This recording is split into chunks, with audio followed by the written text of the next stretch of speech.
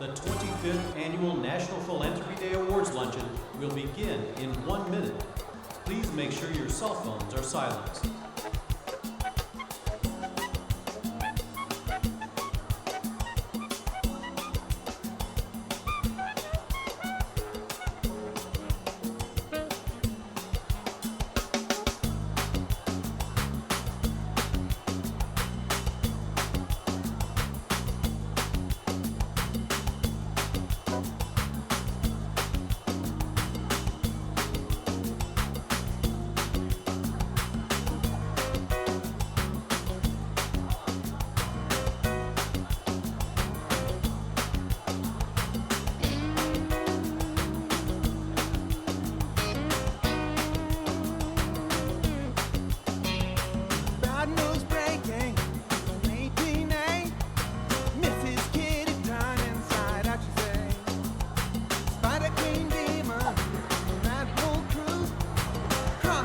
Go, Bill.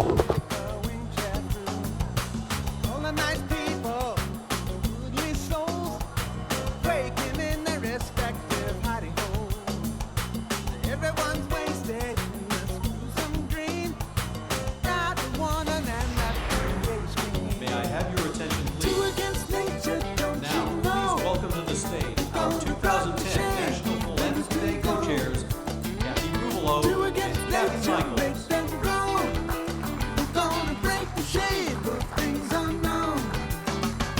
Thank you, everybody, and good morning. Welcome to the 2010 National Philanthropy Day celebration. I'm Kathy Rubelo. And I'm Kathy Michaels. Kathy Michaels and I are very honored to serve as your co-chairs for this wonderful event this year. Today is indeed a very special day as we are celebrating the 25th anniversary of National Philanthropy Day. 25 years ago, there were approximately 310 nonprofit organizations in the United States. Today, that number has grown to over 1.6 million organizations. So, look how far we've come in just 25 years. We're pleased to give you each a copy of the original proclamation that President Reagan signed 25 years ago. It's on your in front of you, the bread plates actually, tied with a nice blue or orange ribbon. So take that home with you. We are extremely proud that National Philanthropy Day was founded and first celebrated right here in Orange County. Thank you, Doug Freeman, for your perseverance, dedication, and commitment, which led President Reagan to sign the proclamation 25 years ago.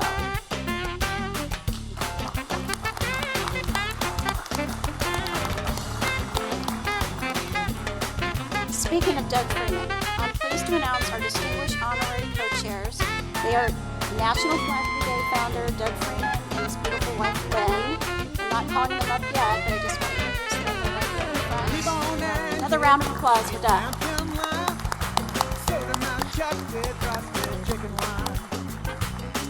Doug will be up shortly to talk a little bit more about the history. We also have another distinguished guest with us today, Governor Wilson.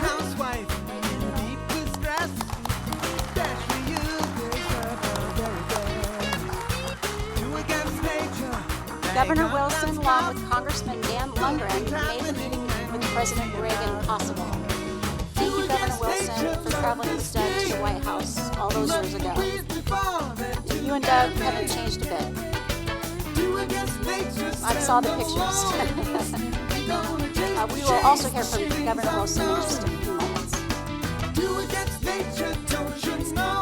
At this time, we are taking a moment to thank the Orange County Register. They've been the title sponsor for the National Philanthropy Day Orange County for 20 consecutive years. Please join me in recognizing the Orange County Register.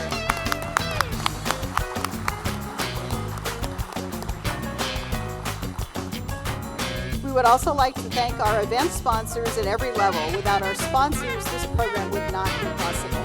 Their names are listed in the program book and appear on our screens today. Please be sure to take a moment to personally thank them as your paths cross. Kathy and I certainly can't thank enough the National Philanthropy Day Committee, a group of volunteers who have worked for 8 months to create this wonderful event. It's been a privilege to work with these committee members who represent so many nonprofits in the community. We extend our deepest appreciation to them.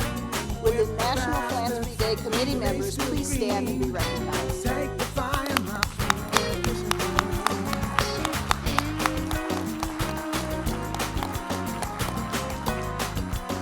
And finally, since we are celebrating the past today, we would like to recognize those individuals and organizations who have been outstanding honorees during the past 24 years.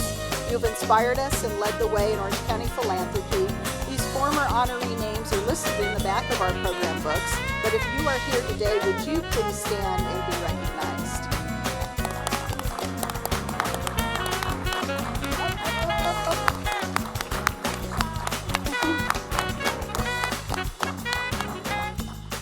And now, please join me in welcoming to the stage Sally Lawrence, President of the Orange County Chapter of the Association of Fundraising Professionals.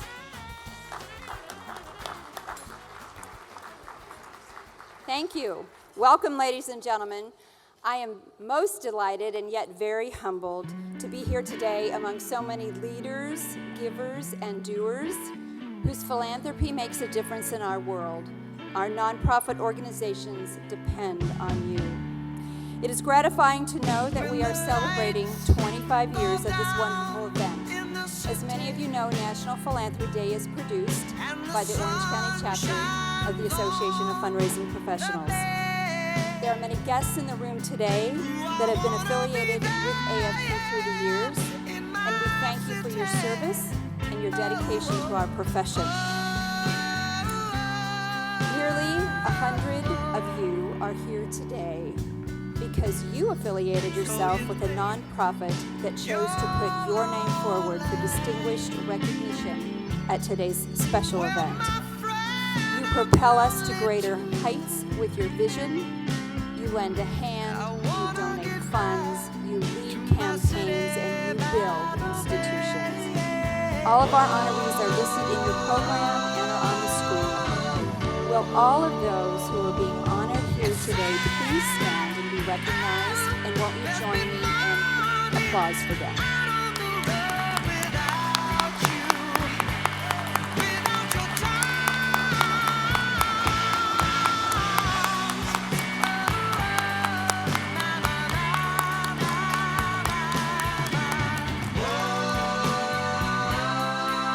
In addition, I'd like just to take a moment to recognize this year's co-chairs, Kathy Rivelo and Kathy Jenkins, for their dedication and commitment to National Philanthropy Day. Your vision and enthusiasm for the 25th anniversary of NPD has been extraordinary. Thank you so much on behalf of AFP. Again, thank you for being here, and I hope you enjoy our program.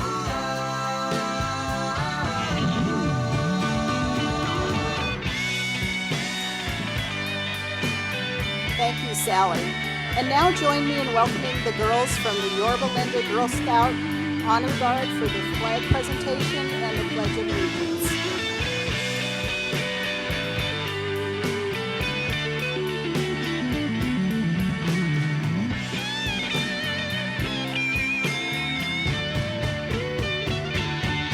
When the lights go down in the city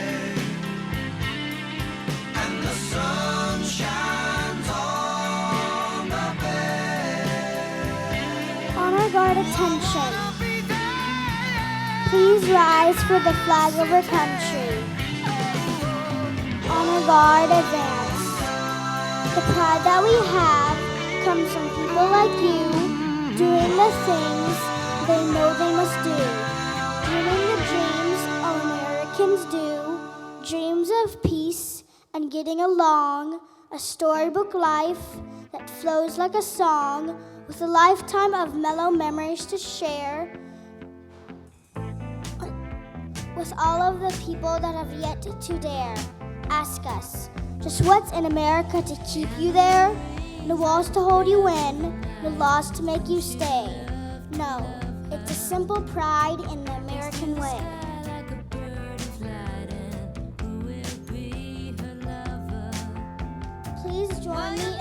of Allegiance. I pledge allegiance to the flag of the United States of America and to the republic for which it stands, one nation, under God, indivisible, with liberty and justice for all. Honor guard. Honor the colors. Honor guard dismissed.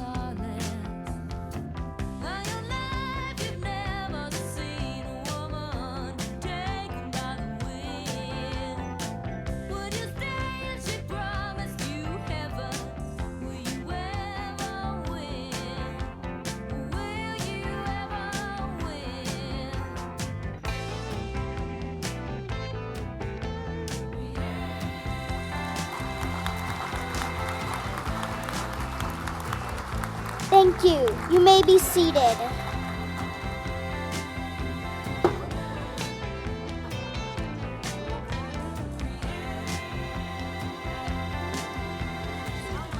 you. Good job. Right over here.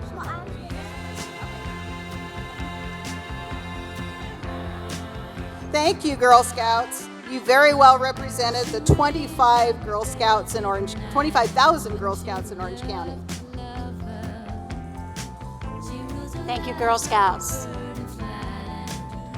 As I said earlier, Doug Freeman will join us in just a moment to share the details of how he helped found National Philanthropy Day. But before I invite Doug and Lynn to the stage, please join me in viewing a special video presentation. Thank you. Well, I'm sorry I can't be with you there for the 25th anniversary of National Philanthropy Day. 25 years ago, I was lucky enough to represent Orange County in the Congress of the United States. And I remember Doug Freeman being the first person who came up with this idea of having a day to recognize all the great works done in the name of philanthropy. And with Doug, we managed to try and put this thing on the map. I remember it well because when they came to me, they said, this may be a shot in the dark. Actually, we can do it. Not because anybody was against it, but how could we get this as a priority? How would we get enough members of Congress, both in the House and the Senate, to pay attention to it all? And absolutely, it actually passed it on President Reagan's desk. Well, somehow we did. Boy, has it been something 25 years. I often think, what would we be without the philanthropy? Tens of billions, hundreds of billions of dollars a year given voluntarily.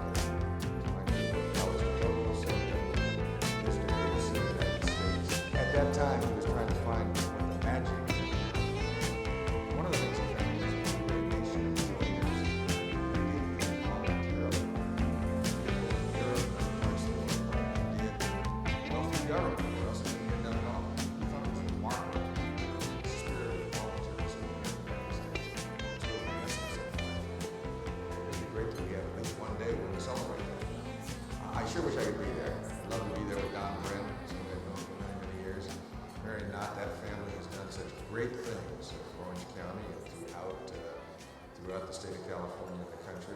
All of you being honored this afternoon have done so much and really are examples of that in our history.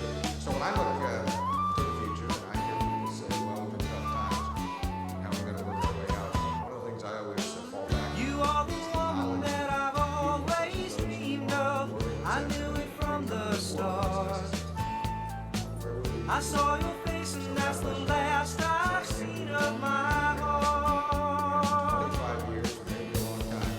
It's not so much the things you say to me, it's not the things you do.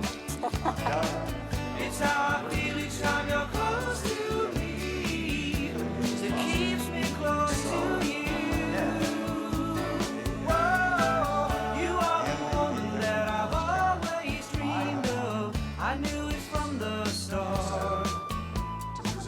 I saw your face and that's the last I've seen of my heart. It's not so much your pretty face I see, it's not the clothes you wear, it's more that special way you look at me that always keeps me there. Whoa, whoa, you are Thank you. Yay. Doug Freeman. I knew it from the start. I saw your face and that's Just so you all know, Doug, this was a surprise to Doug. Doug does not know that he was going to receive this award today. So right now I'd like to call up our honorary co-chairs, Doug and Lynn Freeman.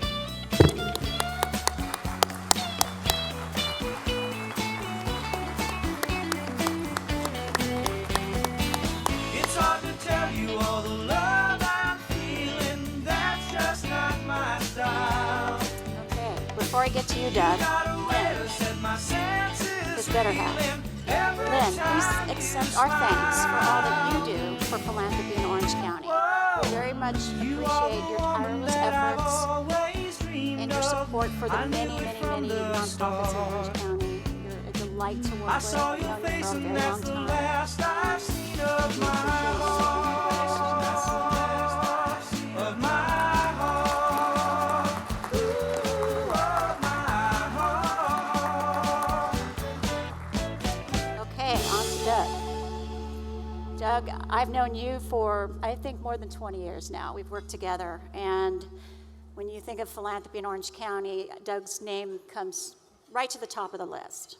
So Doug, thank you for your vision, which really began more than 30 years ago. It took Doug 5 hard, long years of work to get this day signed into a proclamation by President Reagan, so we appreciate all that hard work, Doug. And on behalf of AFP International, AFP Orange County, I present you, Doug, with the one and only National Philanthropy Day Founders I Award. was thinking maybe later on we could get together for a while. It's been such a long time and I really do miss your smile. Well, they're right. I didn't expect that. This is not the day to say thank you to me. This is the day to say thank you to you. And it is a great privilege for me to accept it on behalf of all of you who have given so much to this community. Most of you heard the story, but if you'll give me a couple of minutes, I just want to share with you a little history because we forget how we arrived here, and I think it's interesting to understand the process, the road we were on. It actually began with a speech that I gave in Minneapolis in 1981. And those of you who have ever lived in Minnesota, particularly Minneapolis, St. Paul, understand that that's probably the most generous community in the entire world. Just that state, but also that city, the Twin Cities itself. And I found myself in a room much like today in front of individuals who had done so much to raise the bar for me and for most donors and volunteers and professionals in the field. And so I found myself saying thank you. And as I was doing that, I realized we didn't do that enough.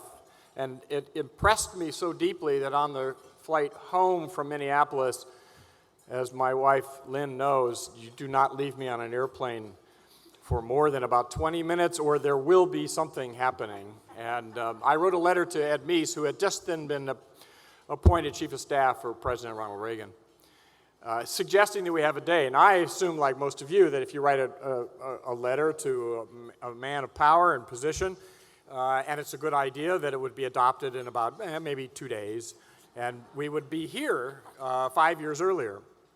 We actually didn't hear back from Mr. Meese, which some of you may say shocking, and others that know him say, well, what do you expect? About 2 months later, Lynn Nofsiker was here in Orange County for a program that I had chaired and developed. It was a 2-day program on philanthropy, and Mr. Nofsiker, who was the political advisor to President Reagan, was there. He was our keynoter. He sat through the whole day. I took him to the airport, and on the way back to the airport, he said, "This is such an impressive day. I am very, very happy to be here." And he says, "If there's anything I can ever do for you, Doug, you let me know." With that, I whip out my letter to Ed Meese. I said, "I haven't heard from him." He says, "All right, let me see what I can do." 1 week later, I was in the White House. That's how politics happen, I guess. But Mr. Reagan was gracious. He acknowledged it was a great idea. He said, "Have a good time, get it done. I'll show up when it's approved by Congress." That was the gist of the minute and a half I had with him. And I will tell you, I went to two gentlemen with whom I had enormous respect, for whom I had enormous respect, and I knocked on the door of then Senator Pete Wilson and then Congressman Dan Lundgren, and I asked for their help because I needed a sponsor in both houses. They were gracious enough, though a little confused as to why anyone would actually need to be thanked so broadly by the nation, because don't we do that already? And that was the challenge we always felt. How do we mobilize a community? How do we mobilize Orange County to say thank you? And it took 5 years, and it took 4,000 letters and 30 trips to Washington and a budget of $250,000 a year, which, by the way, if you've ever been in the fundraising business, you know is a little difficult to raise money to say thank you. Very difficult. We are here today as a result of, I think, a general recognition in this country that we owe to our men and women and boys and girls a debt of gratitude. That as a society, the quality of our lives have been affected by the generosity of these individuals. You are those individuals. And I will tell you that being here today, 25 years after the inaugural of this event, and to be in front of Donald Bren and Phil and Mary Lyons and Marion Knott and the others who are being honored is exactly why this day was created. It is about time we as a society and as a community say thank you to these men and women. We've all said thank you in our own ways, but we have never as a community stood up together and said thank you to them. So for me, this is just one more day in a road of eternal gratitude. I am grateful to you for what you have given to my family, my wife, my children. I am very grateful to the men and women of the AFP organization nationally and internationally, more particularly to our two chairs today who have brought this event to fruition. And most importantly, I want to say thank you to my wife, Lynn, who is, of course, the wind under my wings. And to her, I owe the values that I aspire, and I hope that I remain someone that she is proud of for the rest of my life. Thank you all very, very much.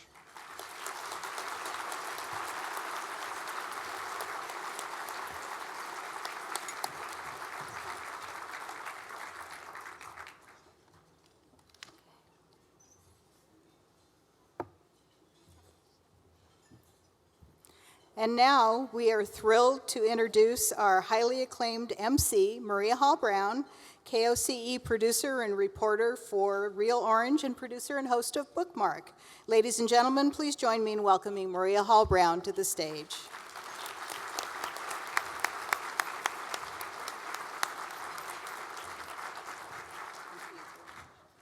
Thank you, Kathy, and Kathy squared.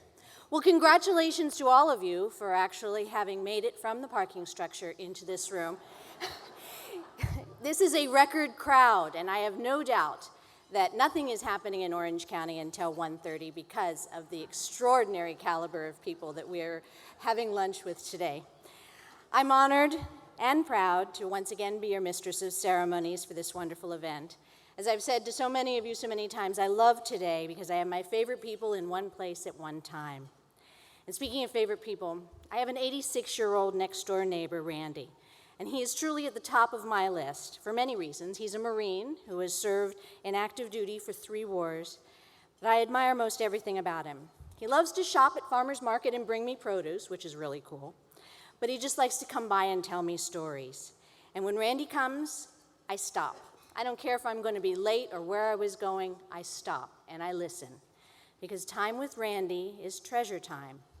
He embodies everything everyone in this room feels. His daily life makes me want to be better because he gives from the heart in everything he does. And the other day he said to me, he's always looking for someone who needs something just a little bit more than he does. But he learned long ago that everyone needs encouragement. And I can't stop thinking about how simple and truly how profound that statement is. And that's why I love today, because today is all about encouragement. Encouragement from Doug Freeman, who started the whole thing. Thank you again, Doug. Encouragement from our awardees so that they really know that we see the difference that they make in our life. and encouragement for the rest of us to reach out to someone who might need something just a little bit more than we do. So thank you so much for letting me be a part of this. In any case, there are a lot of people a part of this, and in particular, our wonderful panel of judges. I want to recognize the hard work of our judging committee co-chairs, John Evans, Senior Vice President of Wells Fargo Bank, and Mrs. Janet Ray, Community Leader. John, Janet, stand up. We want to say thanks.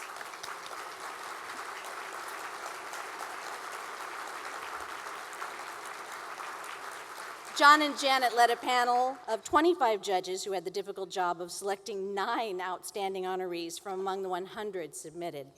They began reviewing submissions in June and made their selections in July, choosing the outstanding honorees who represent the best in philanthropy in Orange County this year. We want to thank the judges for their time and commitment, and their names are listed in our program. But of course, we want them to stand up so that we can say hello as well. So would our judges please stand?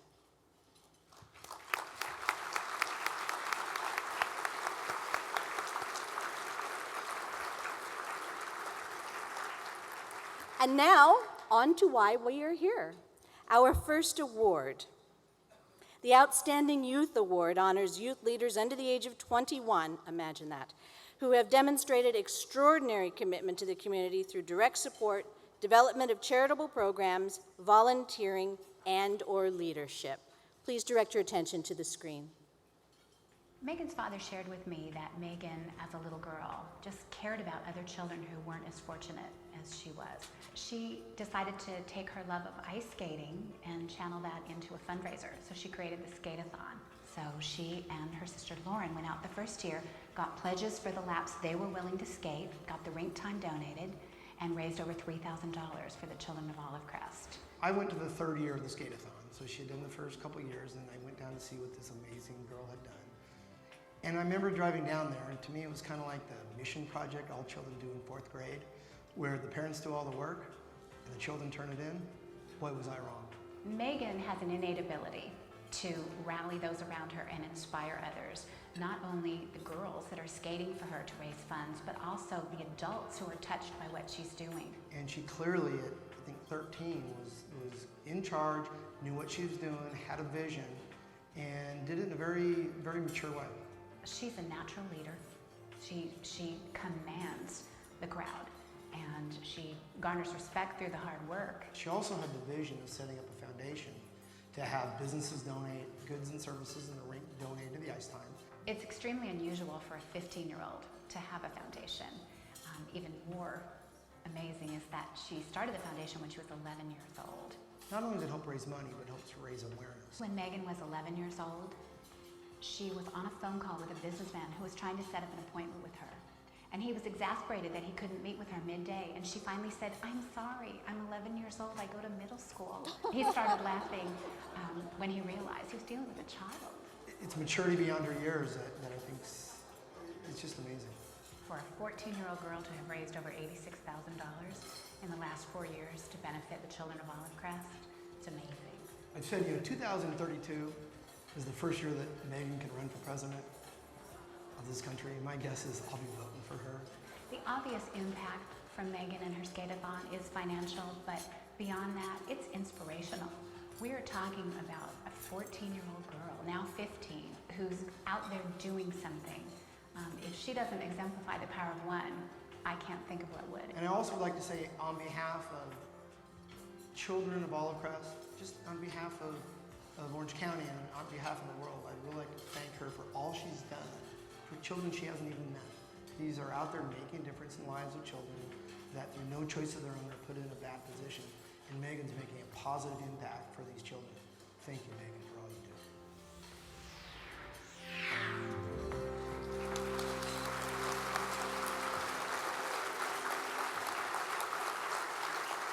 Early habits set a precedent for lifelong fulfillment, the joy of helping others. Welcome our outstanding youth, Megan Mahdi.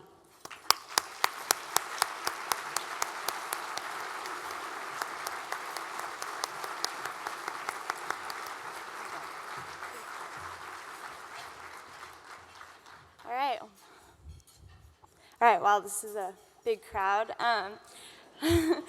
Hi, everyone. I wanted to start out by saying that this is an amazing honor, and I'm extremely grateful to be receiving this award. I know there's many other outstanding youth category nominees, so I feel especially fortunate to have been selected.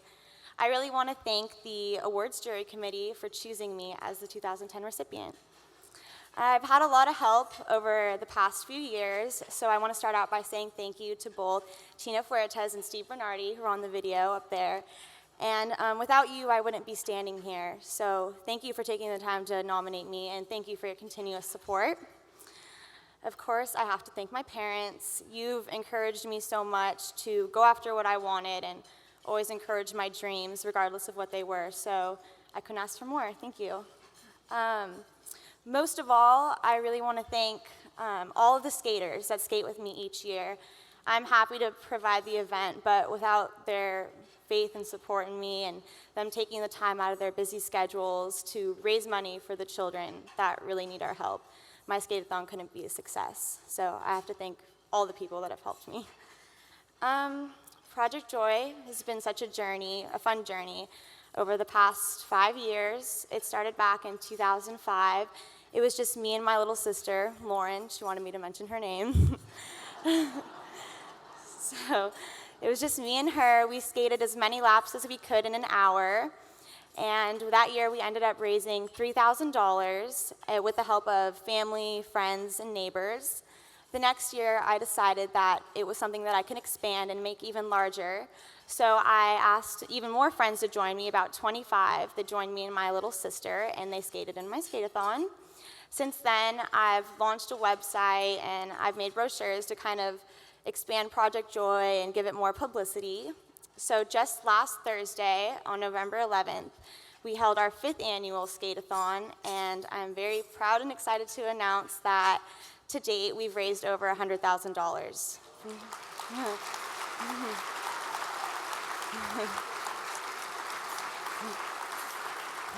Thank you.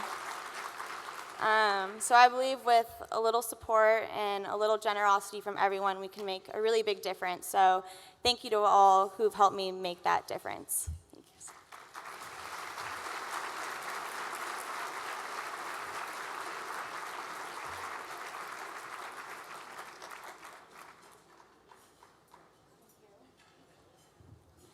Megan is also receiving a check for $750 from the Youth Scholarship Fund for Continued Development and Education. And every development director in the room is eyeing her for an internship, I'm sure. Now we'll move on to the Outstanding Volunteer Fundraiser Award, which honors a volunteer who has demonstrated leadership in coordinating and motivating others to accomplish a philanthropic project for the benefit of a charitable institution, and one who has devoted a substantial amount of personal time, energy, and creativity to one or more organizations, and one who truly exemplifies the spirit of volunteerism at its best. Annually, over 500,000 volunteer fundraisers assist nonprofits in Orange County. Their spirit and perpetual optimism is epitomized by Henry L. Jones. Please direct your attention to the videos. I couldn't possibly think of somebody more deserving than Henry for this recognition, especially this year with all that he's been through. My admiration for Henry increased leaps and bounds when I saw what he was willing and able to do to raise money for the Care for the Poor program for St. Jude so recently after losing his wife and his daughter. Everybody in the world would have understood if Henry had just gone into a shell and we didn't hear from him for a year. That would have been perfectly acceptable, and he had every right to do that. He didn't do that. He stayed active, he stayed involved, and to me the most exciting part was he continued to give, he continued to role model philanthropy, he continued to lead by example, he continued to motivate others. And in the midst of losing these two very important people in his life, he was the chair of the Neighbors Helping Neighbors Committee for the St. Jude Memorial Foundation. Puts on a dinner once a year at the Summit House to raise money for the Care for the Poor program. And while I had sort of expected Henry, given those losses, to walk away from it or perhaps hand the chairmanship over to someone else, instead he revved it up even more and threw himself into it despite his own losses. and ended up raising more money than the program has ever raised in the history of that dinner. The largest component of our Care for the Poor program is in our St. Jude Neighborhood Health Center in the Richmond neighborhood in Fullerton. It's where we have a clinic, and we take care of mostly pro bono physician visits and nurse visits for members of that community and surrounding communities. We're able to provide health care to those that otherwise wouldn't be able to receive it. Mr. Jones has been so wonderful to the whole community. This would not be here if it wasn't for Henry. He really has a genuine passion for others and putting others, mostly the needy, first. Henry is probably the warmest person you will ever meet. He is a very genuine man. What you see is what you get with him. And what I really like about Henry is not only is he a personal giver, he puts his money where his mouth is, so to speak, he really inspires people around him to give. You really can't help but support what Henry is supporting, because you know if he's behind it, it has to be something very worthwhile. What he has meant to us has been so inspiring. I'm at a loss for words to really describe. I don't know how he does it.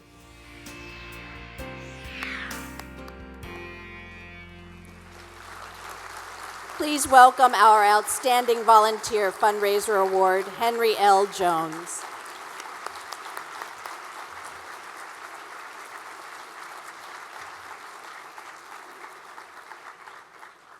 Thank you. I was with Megan at the press room, and we were the bookends. I was the oldest, and she was the youngest, so it's a hard act to follow.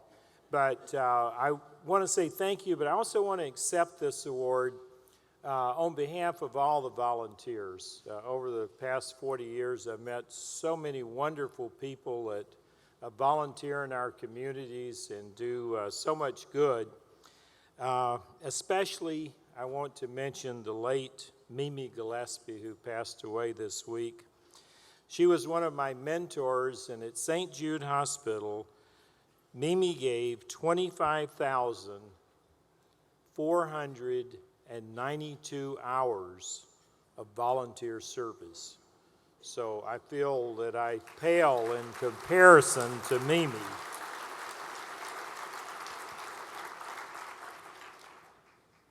Many years ago, my employer, State Farm Insurance, encouraged me to be involved in community service. They are very supportive of community service, and one of the quotes I heard along the way was that you should not go through life with a catcher's mitt on both hands. You need to be able to throw something back. And I wanted to take a moment and throw a few things back toward the table that I just came from. I wanted to recognize my appreciation to my wife, Cindy, my daughter, Kim. The family has been very supportive of my activities through the years. I also have two philanthropists that joined us today, Barbara Winter and Kay McCarty, who is here in support, along with Susan Smith and Nancy McCoy are there representing St. Jude, along with Joe Lenz. Thank you very much.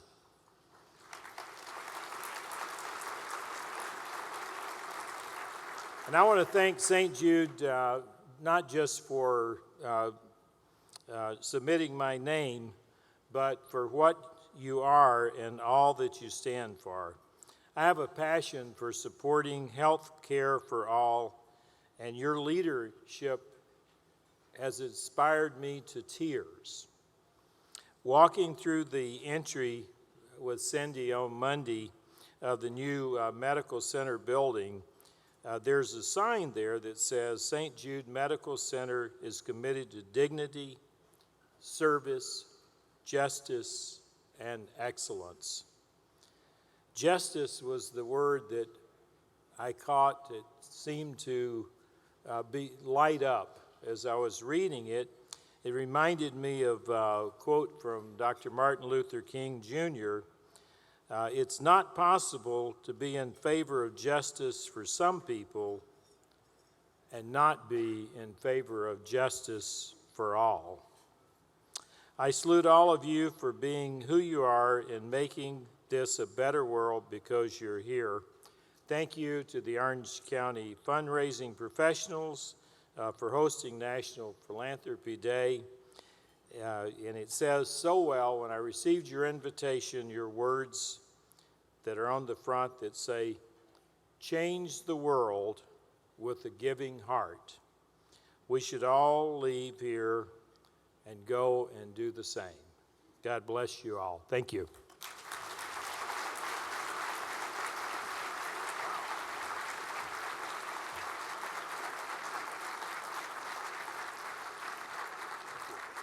I'm going to Disneyland. It's not a very far walk. Thank you, Henry. Now we turn our attention to the Outstanding Philanthropic Group Award, which recognizes a volunteer group that has demonstrated extraordinary commitment to the community through direct involvement, financial support, and leadership. Our surgery center in Irvine partnered up with Access OC to basically bring about the very first surgery day, which was a free surgery day for uninsured working residents of Orange County. Access OC with Less Than Act Free Clinic has been able to get surgeries for probably 150, 160 patients over the last 3 years. Patients that had nowhere else to turn. Our patients are the poorest of the poor, those without insurance, without anywhere to turn. And if it wasn't for Access OC, these patients, we would have no ability to get them their surgeries. The last surgery day, which was the 7th we've had with Access OC, we actually started doing some eye surgeries. These are cataracts, and a lot of these people are blind in those given eyes. And they're very simple procedures, yet very costly. We've partnered with Access OC to develop a new program called eConsult, in which we can actually refer our patients through the eConsult system, through the computer, where a primary care doctor can actually do a consult online with a specialist that we would otherwise have no ability to communicate with. So we have high hopes that this program will flourish and be able to continue and be able to help more and more patients as it develops. The feedback is fantastic. What I feel in the volunteers is they sort of go back to their roots and why they went into medicine. Loving what they're doing. We've had several patients who have come back and actually volunteered with Access OC once they're healed. We've had patients who come back and tell us what's happened in their life after the surgery. A lot of these patients are young. You know, they're working people in this county. And so, you know, there's a lot of good positive feedback that we've gotten directly. The impact that Access OC has on the community is huge because of their ability to get hospitals involved in all different parts of Orange County. We have the ability to get surgery for people all over Orange County. So it's not just in one location or another location that we're able to get surgeries. So the impact that they have is much greater. Their footprint is much larger in the community because of their ability to get hospitals involved throughout the entire Orange County. I think Access OC definitely is a role model for other institutions who want to do something similar to this.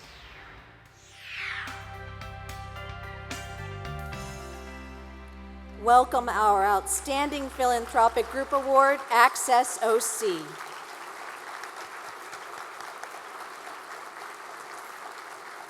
Accepting on behalf of Access OC is Erica Wadley.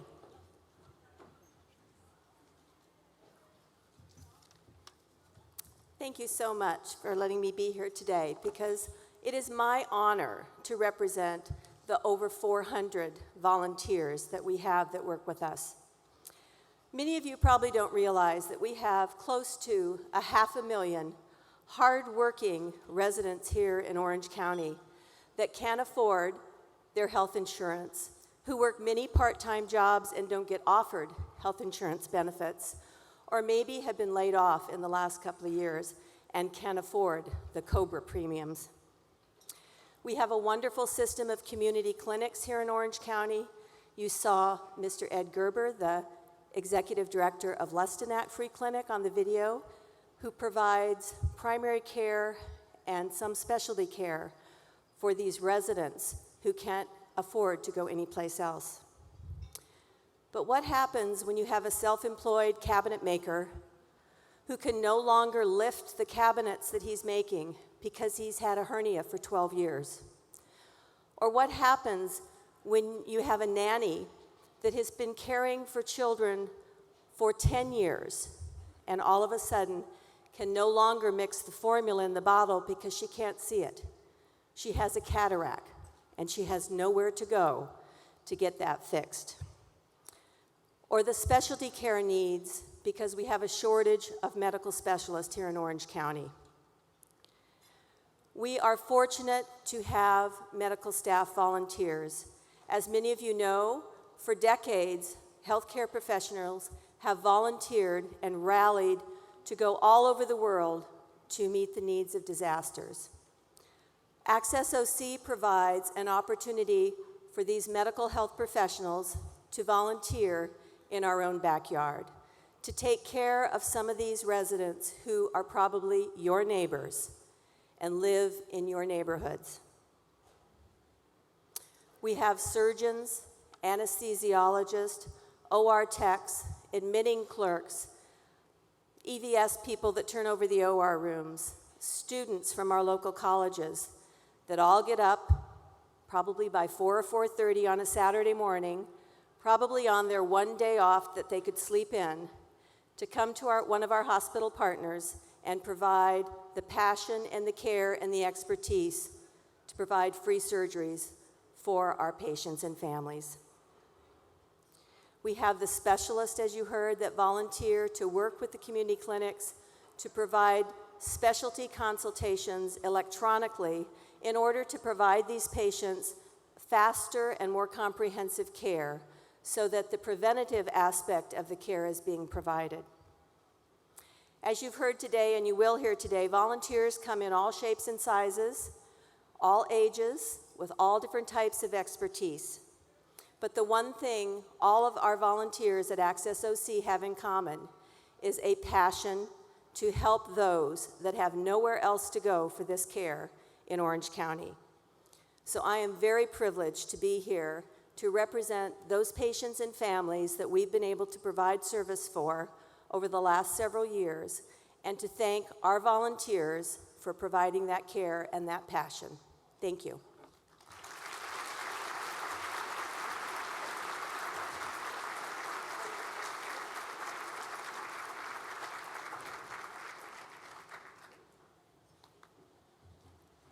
Thank you so much, Erica. I also want to mention that these wonderful videos that you've been watching today are beautifully produced by Bill Ennis of Media Magic, so thank you, Bill.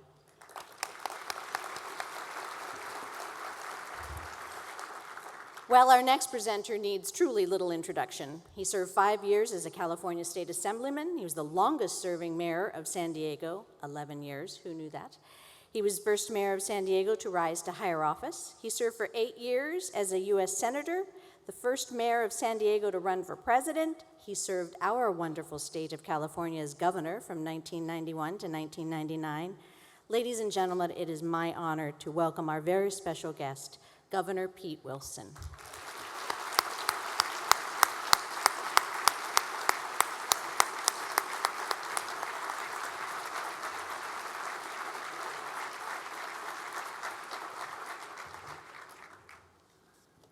Well, thank you, Maria. Thank you, ladies and gentlemen.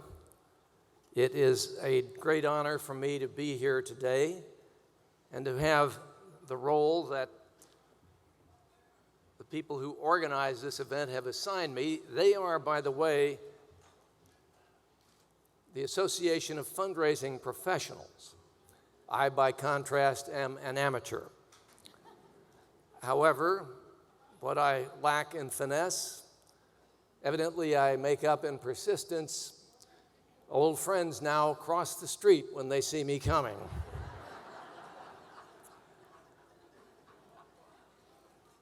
I am very proud of a friendship that I think is the real reason that I have been given the honor of participating with you today. You heard Congressman Dan Lundgren mention in the video that it was 25 years ago when Doug Freeman's dream began to be a reality. Well, I think that all of us in this room, and Megan, this is a large crowd. I'm used to addressing smaller ones. They tend to get smaller the longer I speak, too. I'll bear that in mind. But when Doug Freeman had this idea, I think everyone thought, well, that's a nice thought, a nice idea. It has become so much more. And in fact, what began here in Orange County, because of Lynn and Doug's passion for philanthropy and for recognizing philanthropy to encourage more of it, has become literally internationally celebrated. And I say they are to be congratulated on that as well. But I must say that there are so many people here today who deserve the congratulations they are receiving, none more than an old and very dear friend. I have known him now more years than either he or I care to disclose. And he doesn't disclose it. He looks very much the same. I'm not sure what his secret is. Maybe it is his philanthropy. Maybe it is also the fact that he is robust and active, an Olympic-class skier, a long-time very skilled sailor. But I think his passion for life has led him to recognize that he's been very fortunate, and indeed, he doesn't have a catcher's mitt on either hand, and it's taken both for him to achieve the magnitude of philanthropy that he has created.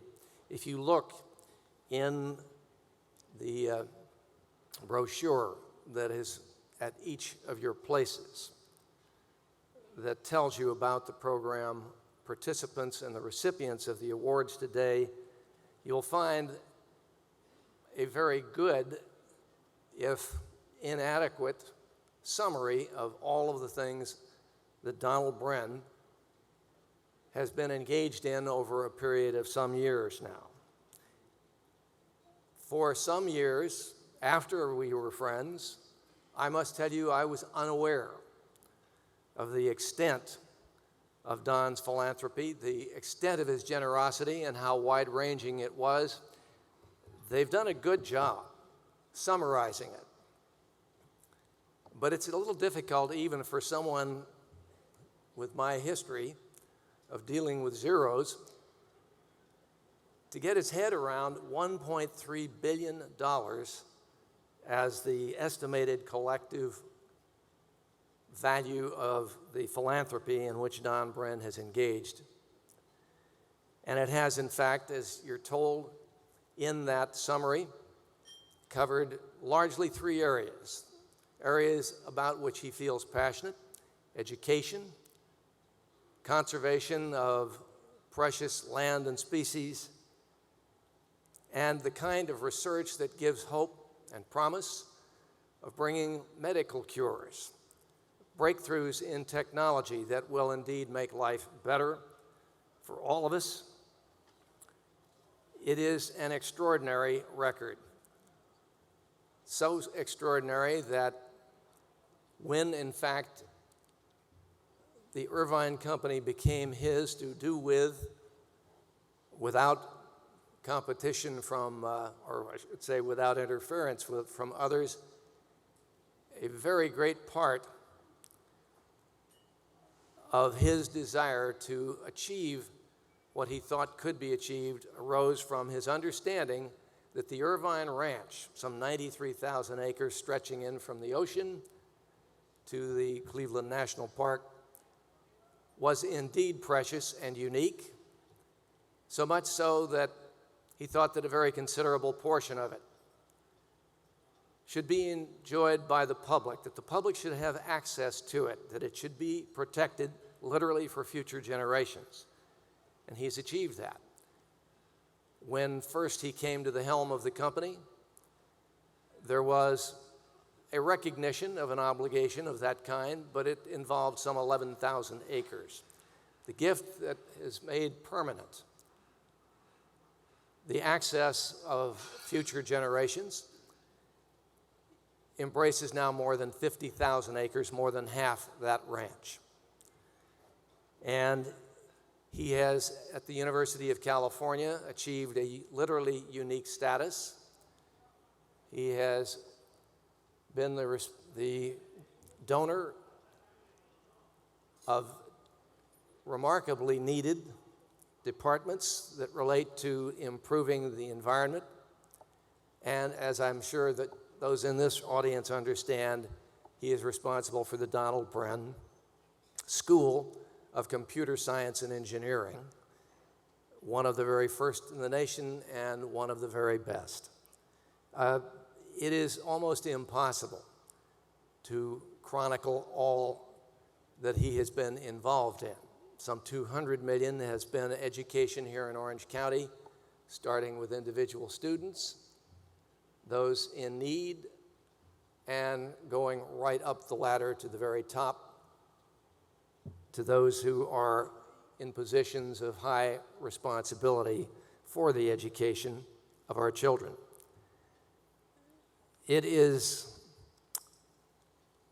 a remarkable record, so much so that he has been recognized, as you will read by Business Week, as one of the 10 most generous philanthropists in the country. The efforts that he has made on behalf of providing access to future Californians caused the Sunday London Times to recognize him as one of the 10 most important environmentalists on the planet.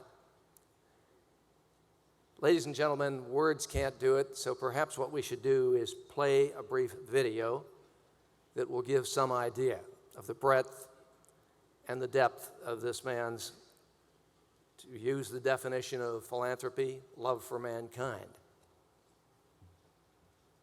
I think there are a couple of things that set Mr. Bren apart as a philanthropist. The first is his tremendous vision.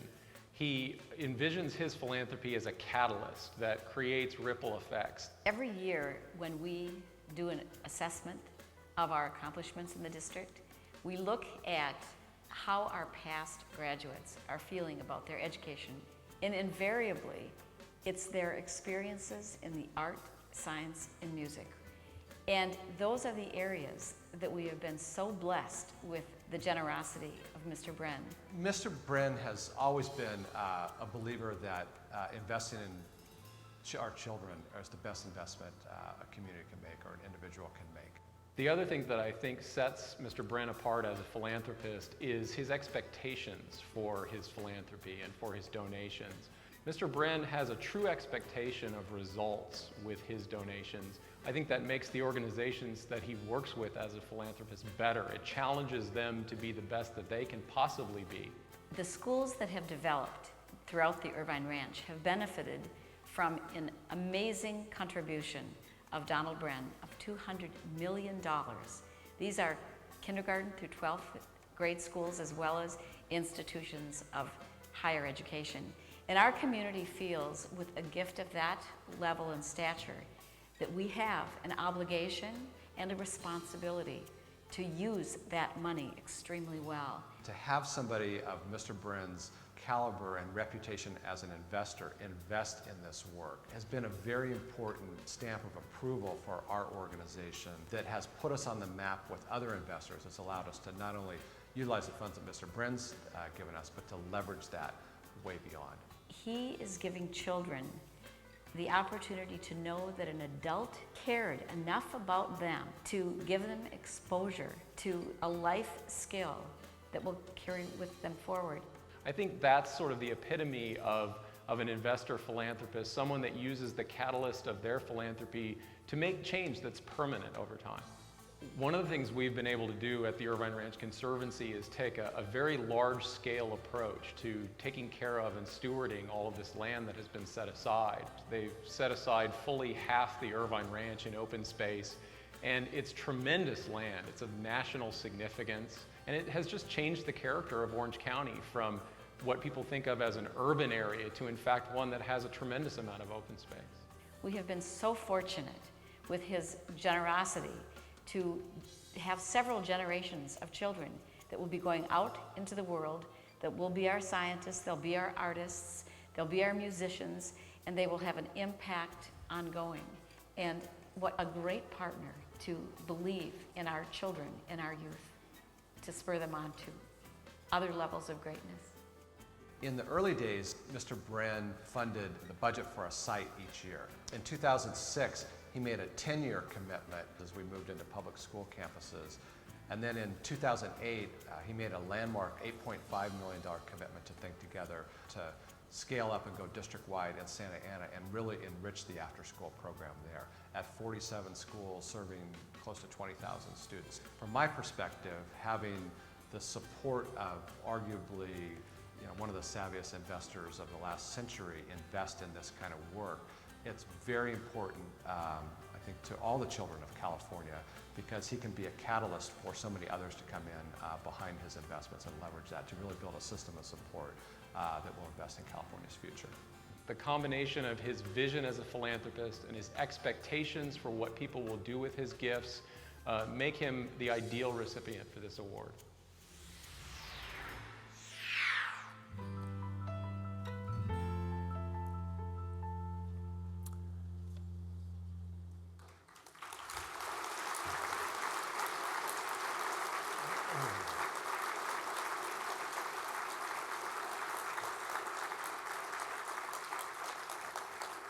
The award that the Association of Fundraising Professionals thought appropriate was one that would not be given every year, one that would be reserved for only people who had made such an extraordinary contribution. And they thought that it was appropriate that it be titled the Donald Bren Legacy of Giving Award. I might say there are many in the audience who have been recipients, directly or indirectly, of Don's generosity. There are many on campuses throughout the UC system. I believe he has endowed more chairs than anybody in the history of the institution. He has done something similar at Caltech. He believes in making good change. Ladies and gentlemen, it is with great, great pleasure and pride in our friendship that I ask you to help me welcoming the Donald Bren, or the first recipient of the Donald Bren Legacy of Giving Award, Mr. Donald Bren.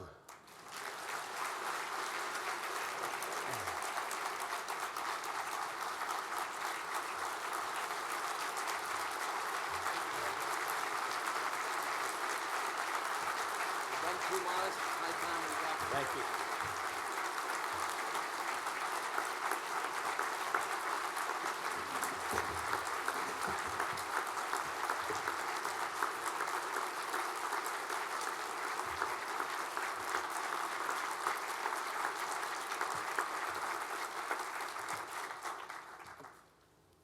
Governor, thank you for your kind words, very kind words, much appreciated.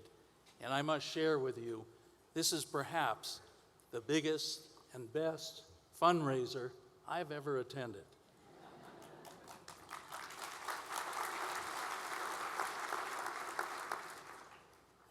And good afternoon, everyone. I'm very pleased to be here. In fact, I'm thrilled to be here. I want to thank the Orange County Register and all of you for honoring me here today. I believe I am a very lucky man, lucky in many respects.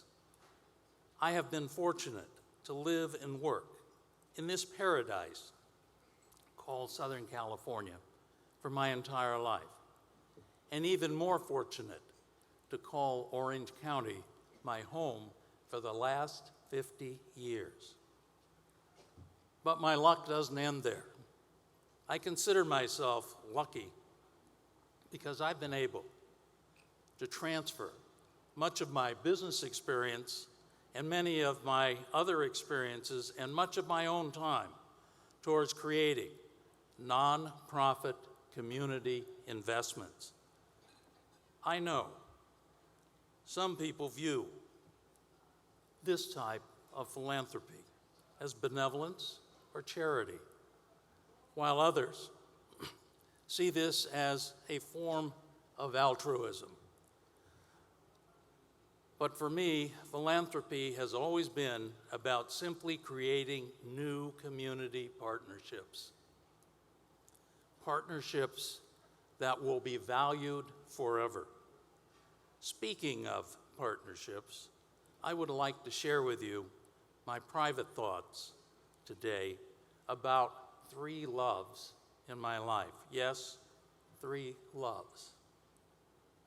And all 3 loves are commitments and partnerships that I will treasure forever. My first love is my wonderful wife, Brigitte, who is here with us today. And I am forever grateful to her for her loving support in countless ways, including acting as a partner herself in giving back to our Southern California communities by serving on a number of nonprofit boards. She has been an active partner in the leadership of Think Together in Santa Ana, the Barnum Medical Research Institute in San Diego, the Graduate School of Environmental Studies at UC Santa Barbara, and the Caltech Board of Trustees in Pasadena. And back home, Brigitte is my loving partner. But sometimes I have to admit, she's just a little bit jealous about the other love in my life. The other love is my longtime dedication to the Irvine Company. For more than 3 decades, I've enjoyed the opportunity to lead and exercise positive direction over the master planning and the master building of the 93,000-acre Irvine Ranch.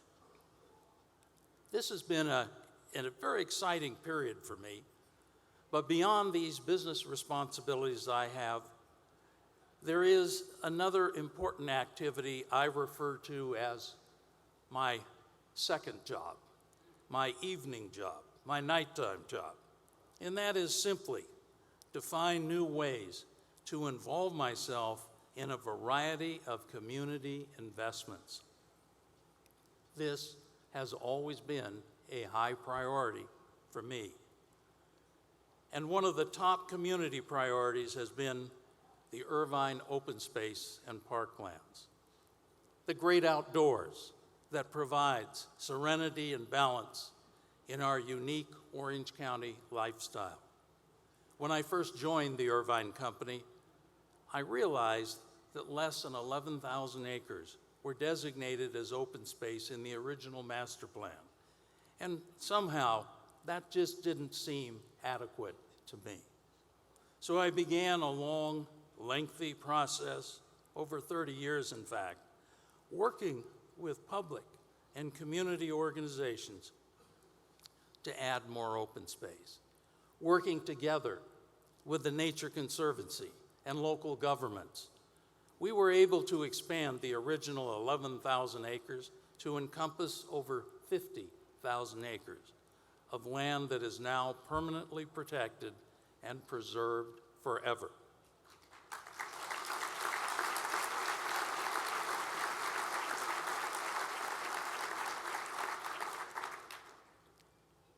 I believe it is truly a national treasure that I'm proud to say we created together. But there's more, and that's my third love. My third love is education. I believe education in all forms is the greatest contribution a man can make. And I believe excellence in education opens a door to a lifetime of opportunities for our next generation. That is why I've been actively involved as a strong supporter and contributor to K through 12 public schools and their special programs for music, science, arts in many Orange County school districts, and in addition, my involvement with the amazing program of Think Together. I'm proud to say that I'm a contributor to Think Together as they serve some 70,000 at-risk and low-income students in Southern California. This is a unique mentoring program that has emerged as one of the top providers of high-quality and academically focused after-school programs in our state. And beyond that, education is more than just basic learning. Many times it's the creation of higher knowledge and valuable research that is important to our future.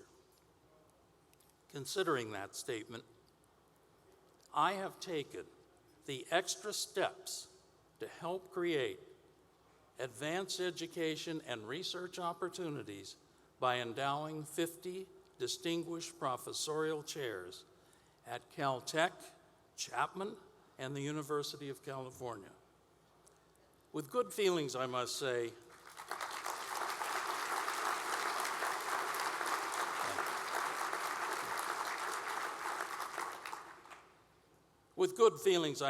I'm privileged to have the opportunity and the resources to invest in our outstanding public schools, our colleges, and moreover, to help establish 3 new university graduate schools.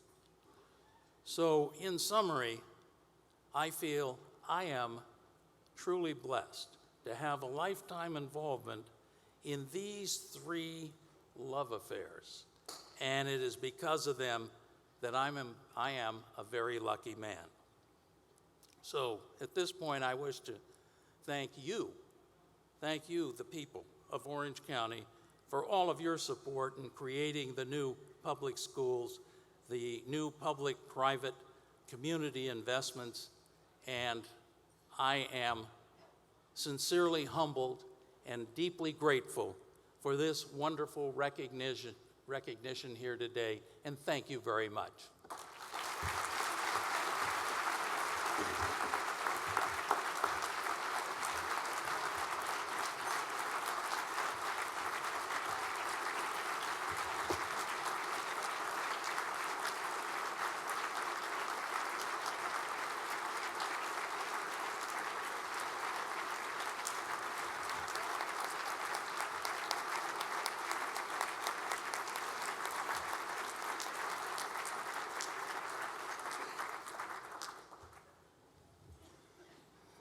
Thank you so much.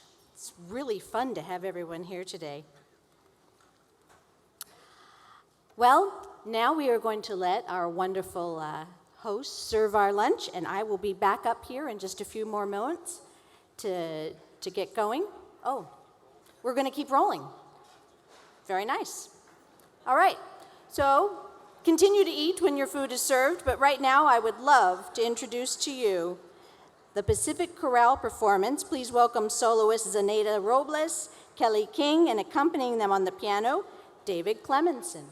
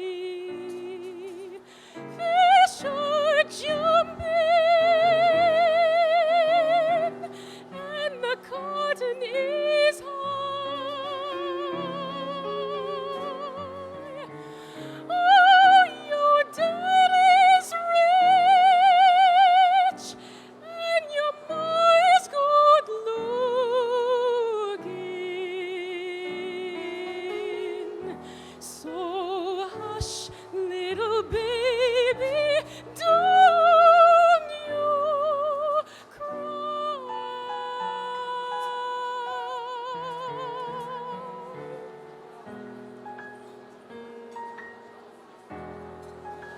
One of these mornings,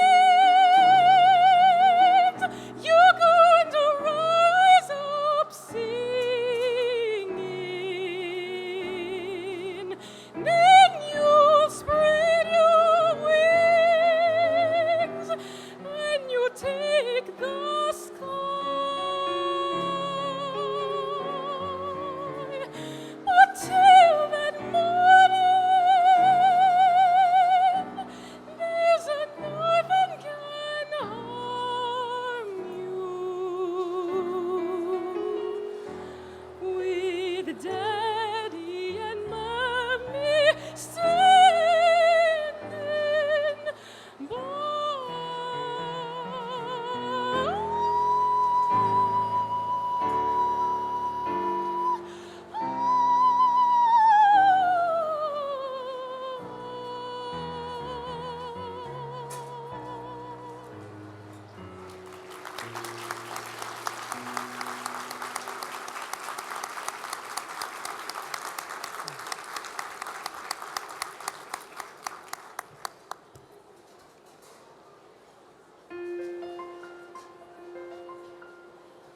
when all the clouds are a hopeless jumble and the raindrops tumble to the ground, heaven opens a magic lane.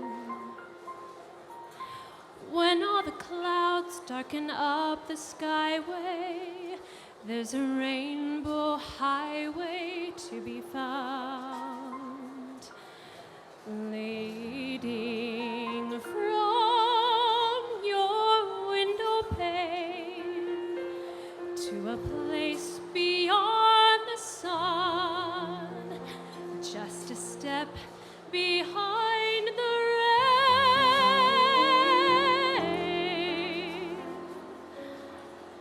Somewhere over the rainbow, way up high, there's a land that I've heard of once in a lullaby.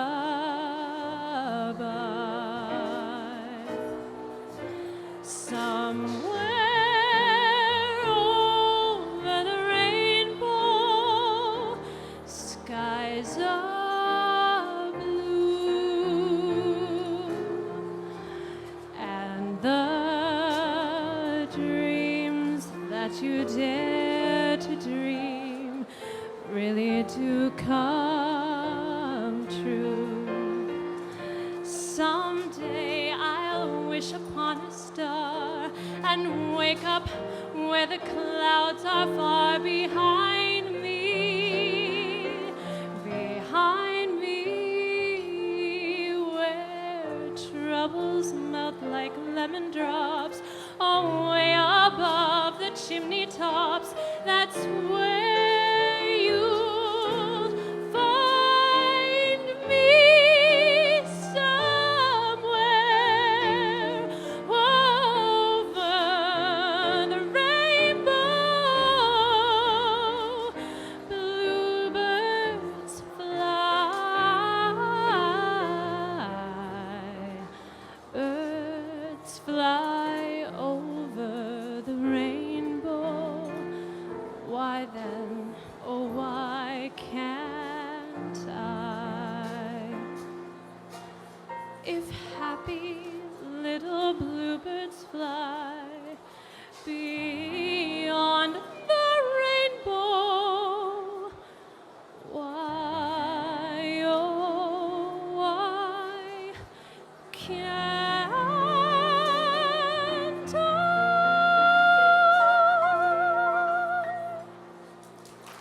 Oh my. Wow. That was extraordinary. Kelly, are you related to Judy Collins by chance? Oh, that was amazing. Well, that's a perfect way to start the lunch. Let's give them another round of applause. They were incredible.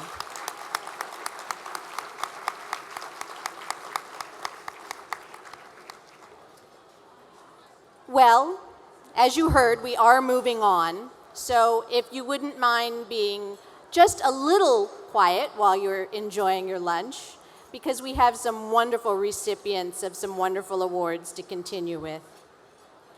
And our next presenter happens to be, as I said, in that list of extraordinary people I love to just be in their presence.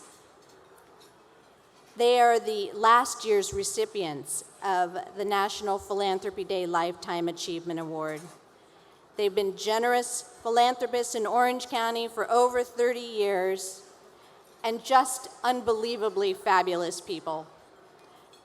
Ladies and gentlemen, it is my extreme pleasure to introduce to you the 2009 Lifetime Achievement Award recipients and Orange County philanthropists, the wonderful John and Elizabeth Starr.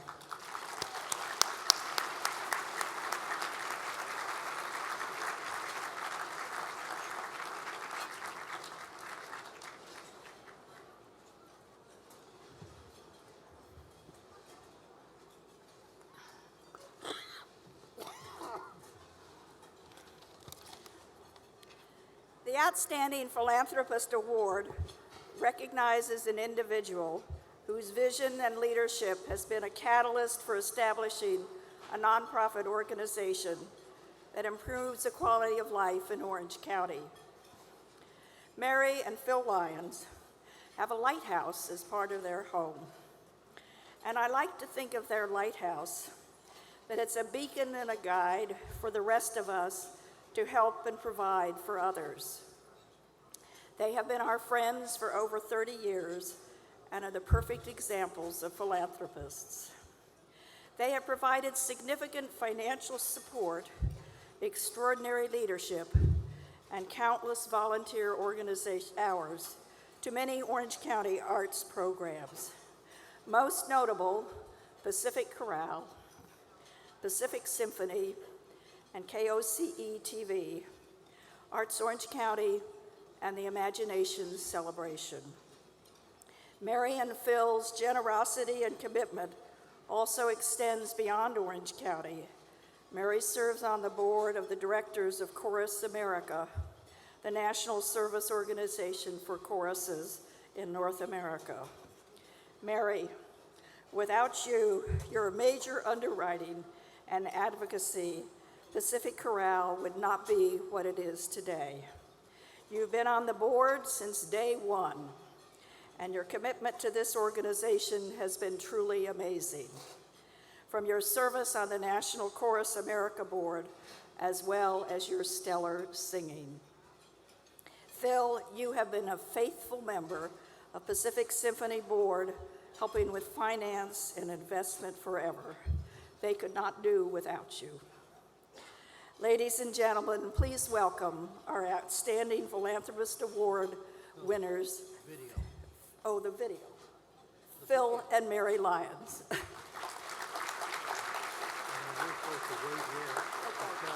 video is over.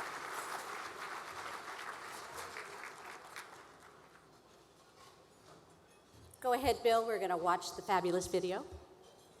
When we nominated Phil and Mary Lyons for Outstanding Philanthropist, it had to do with both their support for KOCE and their support for so many other things. They are so passionately committed to building a cultural fabric in Orange County, whether it's educationally or in the concert hall. They are two of the most committed philanthropists for arts and culture that I've ever been exposed to. I think what differentiates a philanthropist from an outstanding philanthropist is the ability to look towards what's best for the organization's future. And I think because of Mary and Phil's support, Pacific Chorale is not simply an organization, but it has become an institution. They are the kind of people that do whatever is necessary and get fully involved. It doesn't really matter whether Phil's on the podium conducting the Pacific Symphony or whether it's Mary singing in the Pacific Chorale, it's always been a real honor to have you as part of the music-making family of the Pacific Symphony and the Pacific Chorale. Mary, incredibly committed to the educational programming, investing in new activities, risk-taking, very passionately committed to the idea that arts education should be a fundamental birthright of all the children in our community. She was first of all a teacher, and when she stopped teaching, she still wanted to deal with education. And from her beginnings with the Pacific Chorale, as the chairman of the board and in helping the artistic organization move forward, she made a very strong point of being sure that education was a part of that. Phil has been a longtime member of the executive committee, and he's chaired our investment committee.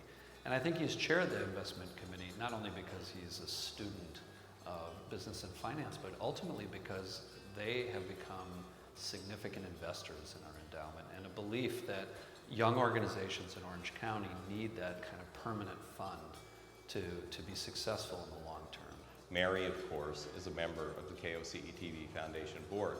I love Mary. She's outspoken, she speaks her mind, and she's usually right. They are absolutely dedicated to the arts, but more than that, they have this tenacity about the promotion of the arts and making sure that the arts are accessible to everybody in our community. Phil and Mary Lyons, in addition to supporting KOCE, have single-handedly kept a number of arts organizations in this community alive over the years. They've done this for decades, and we'd be lost without them. And certainly there's been no one more important, a better leader, a better example, a more dedicated and tireless flag bearer for the arts in Orange County as Phil and Mary Lyons. We couldn't think of two more wonderful people to be awarded this great honor. It's been a wonderful marriage between these two people who love each other very much in their love and for the arts and their desire to support the arts and make it better. They are truly a wonderful team.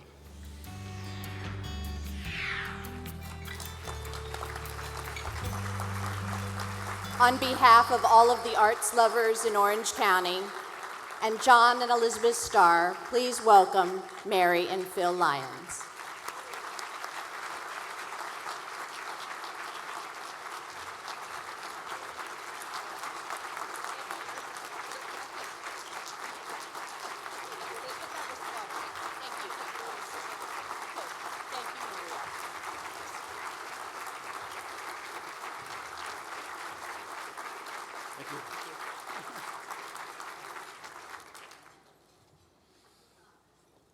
We're going to take you backward to 1959, spring 1959. Phil and Mary Lyons arrived in Costa Mesa, California, and our dear Uncle Herb rented a truck and brought down our entire belongings, which consisted of the following: 1 2-week-old baby girl with her crib, a desk out of my bedroom that I'd had since I was 13, a bed, that was a good thing, and then we had a coffee table, a really gorgeous piece of work done by Phil in 8th grade woodshop. That's how we began in Orange County. And Phil was alive with entrepreneurial zeal and great ideas, and he was excited about being here, and I was confused. I had absolutely no idea really how I was going to find my way. And before I began my life as a teacher, I, of course, had children, and so our lives began to revolve very quickly around family and work. I think we were so involved with those things it took us a long time to really look around and figure out how to be involved. We want to thank the organizations which nominated us, and we thank them for their mission, for their vision, for the wonderful programs they are all about. It makes us feel wonderful to be a part of those programs and to help them move forward. It's truly an honor for us to be philanthropists. I don't think we ever imagined when we first arrived with that crib and that wonderful coffee table that this is where we would be standing today. But what a treasure it has been. Life in Orange County has been very good to us, and we want to make it better for everybody else while we can, and so we do. Thank you so much for treating us to this honor today and for thinking of us as outstanding. We think of ourselves as community investors, and I think we would both like to live in a more beautiful and enlightened world, and if we could be part of making that happen, I hope we can. Thank you. Thank you. Say something? Well, when Mary and I first moved down here, as she mentioned, in 1959, we made a deal because we didn't have much. We had one car and the items she had mentioned. And I said, look, I'll be the dragon slayer, and you cook the dragon meat and raise the kids. So it was kind of a joke, you know. So anyway, that was my job. She had her job, and that changed. We raised our kids. I'm still the dragon slayer, and now she's raising arts organizations. It's really amazing. I have to hand a lot of this to Mary. She's been a terrific supporter of the organizations aforementioned, and I am pleased to be able to support them both in my time is much less than her time, but be able to financially support the organizations. And it's been a wonderful and heartwarming feeling, and I think the other donors in the room who are also should be proud of yourselves, because it is a wonderful feeling to give to others and to throw away those catcher's mitts and keep tossing that ball, okay?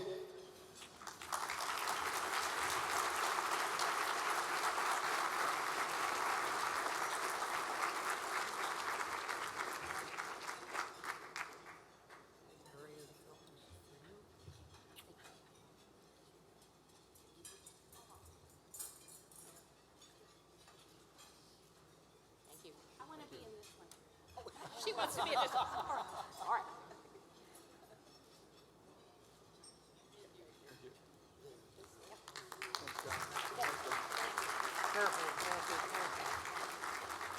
MC's prerogative. I think I just photo crashed. All right, now we are moving to a wonderful award, the Outstanding Small Business or Corporation Award, which recognizes a business with fewer than 30 employees that have demonstrated a consistent commitment to philanthropy through its involvement in one or more nonprofit organizations in Orange County. Outstanding businesses make a difference, not only by providing financial support, but also by being leaders in the community and by driving innovation that improves the quality of life for everyone living in Orange County. Please direct your attention to the videos. I was absolutely delighted when I heard that Thrivent Financial for Lutherans had been accepted as the winner in this category. They are an incredible organization, and we are so delighted to work with them. Here in Fullerton, we're building 11 homes. We're completing the last 5, which will be done in December. Of the 11 that we have built, Thrivent has funded 3 of those. They've contributed well over $1 million here locally in Orange County. And as a result of that, we've been able to partner with them and build 6 new homes here in Orange County. And that's 6 lives that we've impacted based on their wonderful contribution and partnership. Certainly a company can write a check, which is extremely important to what we do.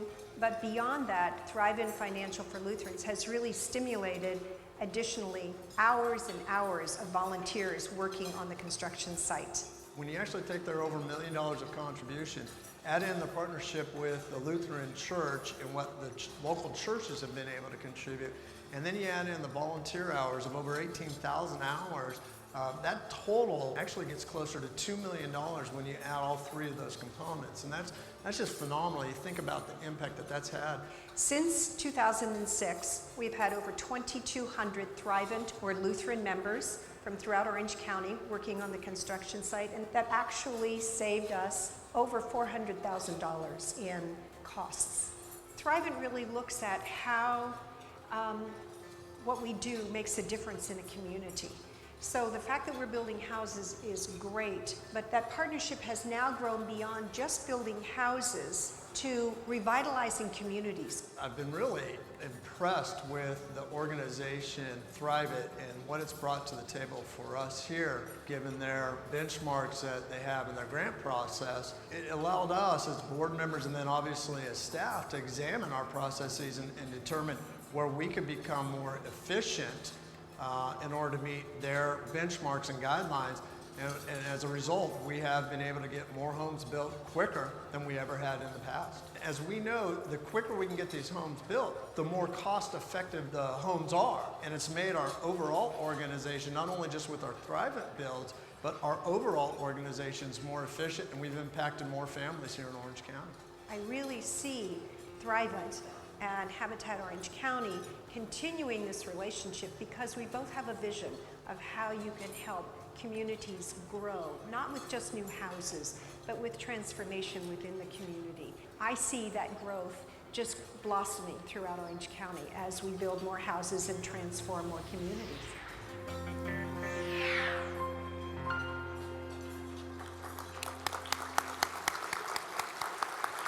Ladies and gentlemen, please welcome to the stage H.E. Durbin and Peter Drake, who will accept the Outstanding Small Business or Corporation Award for Thrivent Financial for Lutherans.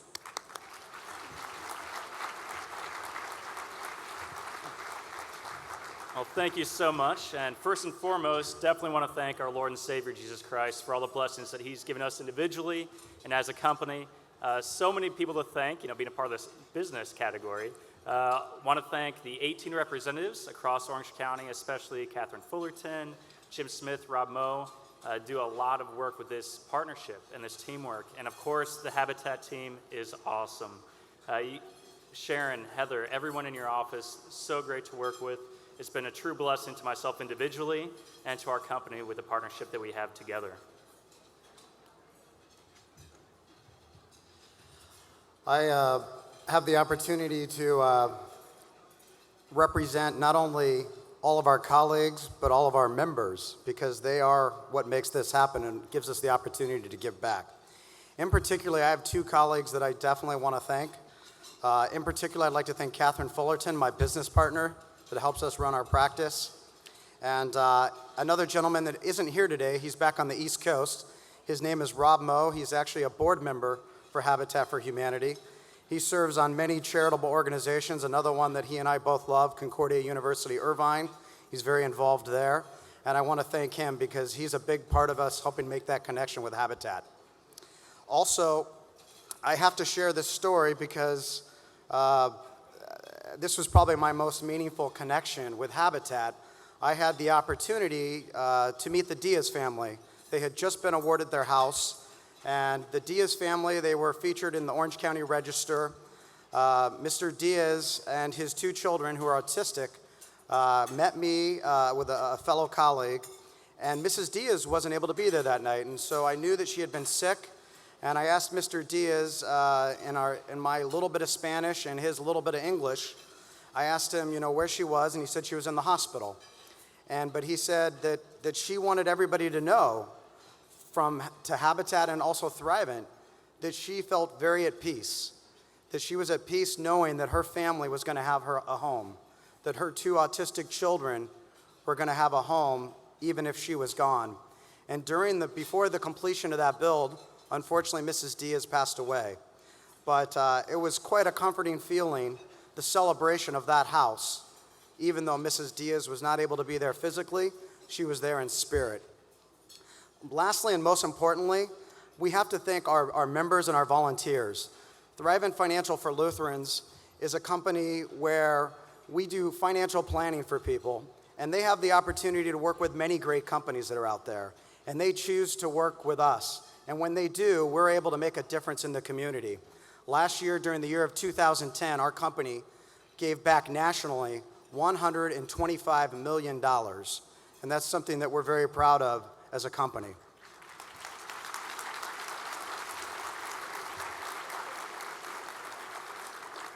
But truly, we are nothing without our members, because our members are the ones that choose to do that business with us, and they are also the ones that choose where our dollars go, and they put their volunteer hours with their money. And it truly is an amazing relationship. So thank you very much to all of our members that are here today.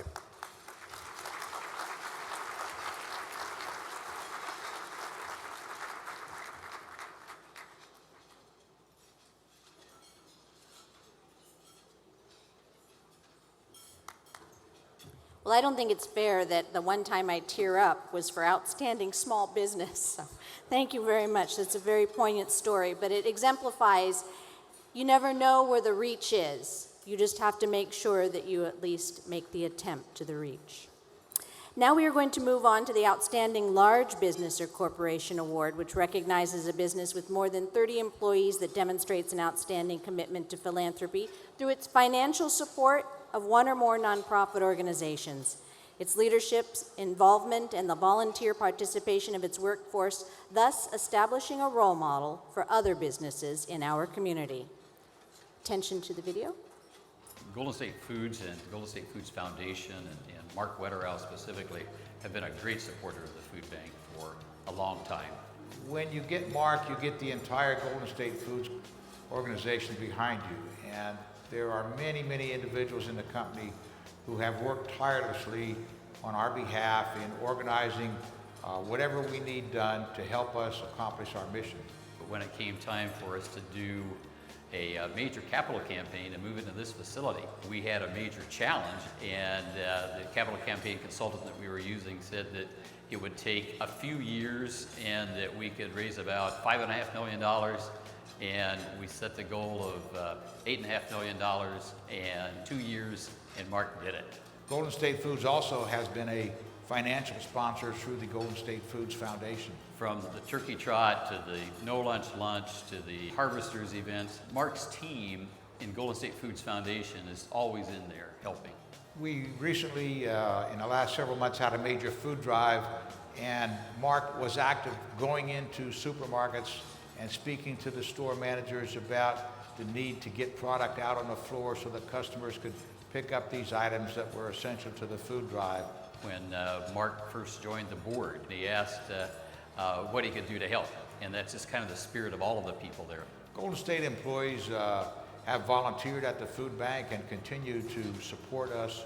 It's sometimes volunteering here, sometimes in the course of their day in their own office. When our food model changed from a model as basically getting overstocked food and food mistakes and so on from the food industry to a model of having to pick up food that was nearing its expiration or sell-by date at retail stores and find a way to get that into the food bank and out to the agencies to feed the hungry, that's letting us serve more than a million pounds of food a month through the food bank operations.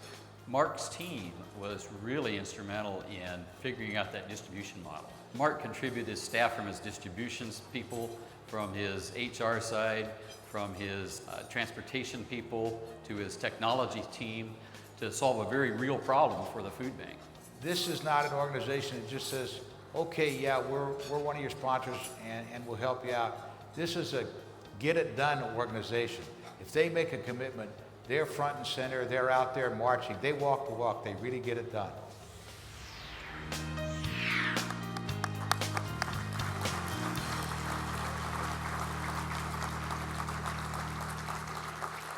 Now, Mark and I just met for the first time today, but I'm going to tell him a little secret. When this was up for debate around the judging table, and I had the good fortune of being there, the one thing that kept coming back to the surface about Golden State Foods is that Mark did not pass the responsibility on to his employees, that he was there at every event. He was there at the crack of dawn, no matter how early the event started. He was always hands-on, and it was that sort of leadership that was obviously reflected throughout the entire corporation. So I am delighted to introduce to you Mark Wetterow from Golden State Foods.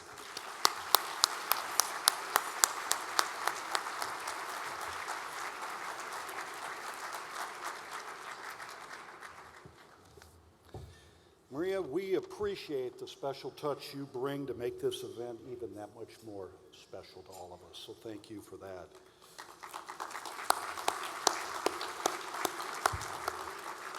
You know, I am one that's very fortunate and very blessed to be a part of a wonderful organization named Golden State Foods. And with that, I am at times elected to do, as a utility player, multiple different jobs. And some of them are not so good, but ones like this afternoon is very special for me. So on behalf of all of the associates at Golden State Foods, I'd like to, first of all, thank Doug and Lynn Freeman for their special support that they've given and the energy they put towards this event. And I want to thank the selection committee for presenting us with this very special honor, and for their leadership and their efforts to recognize the service of all of us in this room today. Because it's really the combined efforts of each and every one of you that makes the difference in our communities. In that spirit, I'd like to especially thank Second Harvest Food Bank for their valued partnership and their outstanding efforts for the last 3 decades to feed the hungry throughout Orange County. This dedicated group has been the driving force of providing a growing number of people access to food during very challenging times. And their commitment to help others is an excellent example for all of us. I'd also like to thank all of the GSF associates who do so much good here in Southern California, as well as throughout the United States. Our 60-year history has developed a culture of giving back in areas where we live and work, and our associates have continued to step up financially and through their volunteer efforts to help those in need. They are living examples of our company's creed and our values in action, and it is an honor for me to serve alongside of all of them. Finally, I'd like to congratulate each of the other award recipients and the nominees, because as I mentioned earlier, our communities need all of us to thrive. Each of us bring a unique service and value to each other, whether we're big or small, which together, though, we know that we can contribute to make a real positive change in our world. Like Eleanor Roosevelt said, it's better to light one small candle than to curse the darkness. And together, we can make our communities a brighter place for everyone. Thank you.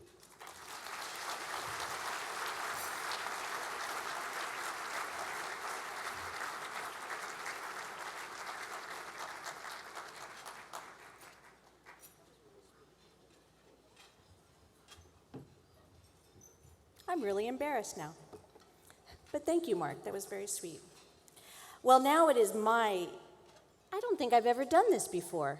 I actually get to do something I've never done. It is my pleasure to introduce someone who's been watching everything that I've been doing while I've been up here, because as you know, he is the master of this craft.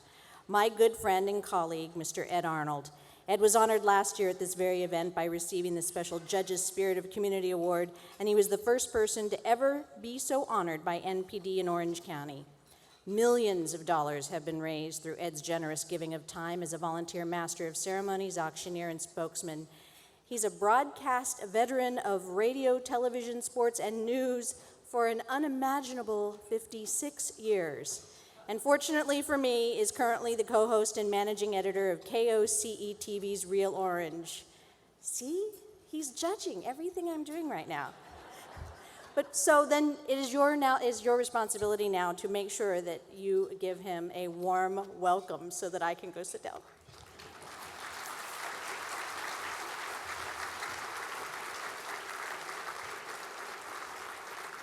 You know, Mark made reference to it. How about a nice round of applause for Maria Hall Brown, who's done such an incredible job and does every year with this event. It's interesting, Mark, you know, how Shelley worked me very hard on that video we did for Second Harvest Food Bank. And just a little plug for Joe and friends. They have the No Lunch group is going to get together next Tuesday. And then the Turkey Trot is Thanksgiving in Dana Point. And it's great to have the governor here. He's probably forgotten about the great days that he helped us through the San Diego JCs. In my case, I was the governor and state president of the California JCs, and he was always there for us. And it's great. Donald Bren left one of his loves off, and I must say Semper Fi, because without him, there's the Marine Corps Scholarship Foundation nationally. The Marine Corps Museum would not be as successful as it is. And for that, we thank you very much. And we also appreciate what you continue to do for education, because it's like with KOCE, we serve 417,000 kids in Orange County every single solitary day. So we serve Orange County, and for that, we appreciate everything you do. The Outstanding Founder Award recognizes an individual whose vision and leadership has been the catalyst for establishing a nonprofit organization that improves the quality of life in Orange County. We have a special one. Take a look. When I first found out that Jerry won the award, I was thrilled because she stays in the background so much and is an unsung hero. Jerry's someone who sees things and realizes that they can be done. Jerry's not a person that you say no to. Jerry's a person you say yes to. Jerry started working wardrobes 20 years ago. She realized that there were battered women in the Orange County area that when they leave their homes, they leave with nothing more than the clothes on their backs. So with a group of other women, she had kind of a mini day of self-esteem and started collecting business suits and clothes from friends and associates. When she realized that we could serve clients every single day in a place where men and women could come in and get clothing, get career services, all of the things that we now do, I think that's when she began to realize that this vision of hers could be something more. It's so wonderful to watch someone who really has not experienced someone taking care of them and to be able to transform them into a beautiful professional person. I really feel that Jerry saw from that day forward that there was an impact that she could make, that there was a place for this and a need for this. And her aha moment then turned into this amazing vision of serving over 5,000 clients a year to help them return to the workforce.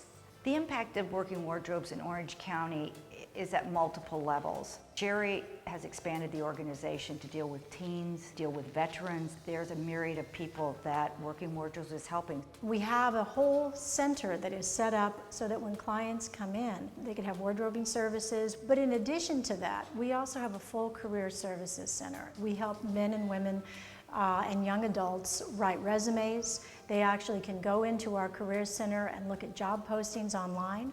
We do customer service training to give them skills that they need to be able to go out and really apply for jobs. All sorts of things to really prepare people to go out into the workforce with confidence and skills and abilities. And we have volunteers that have been with us for 20 years. That says something about the character and the passion of Jerry Rosen to be able to keep those kind of people in her fold to say, will you want to come help me do this again? And they all readily say yes. They want to work with Jerry. They want to work with Working Wardrobes. She just has that ability to make you feel like you're the best person in the world. I just think it's amazing what she has done, and I'm very proud of her.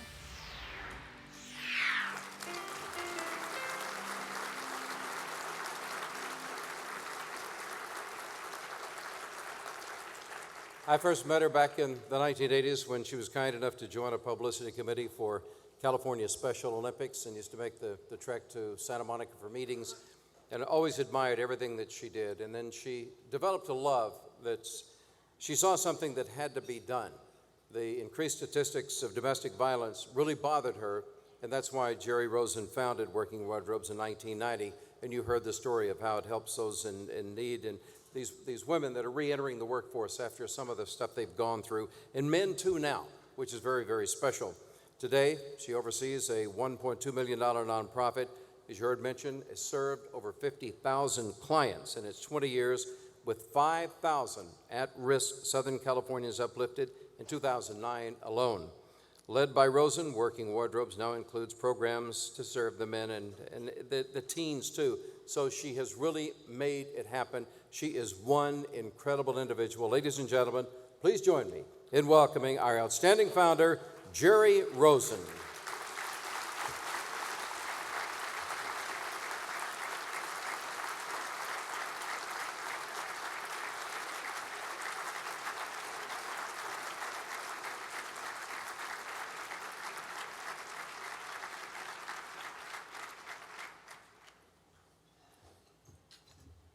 Thank you, Ed and Maria. Thank you to the fundraising professionals that are in the audience today, and to all of the guests, to all of you who have made our community so much better in the work that we're doing. We cannot do our work without you. So 20 years has gone by in a blink of an eye. I actually cannot even fathom that we've been 20 years at Working Wardrobes.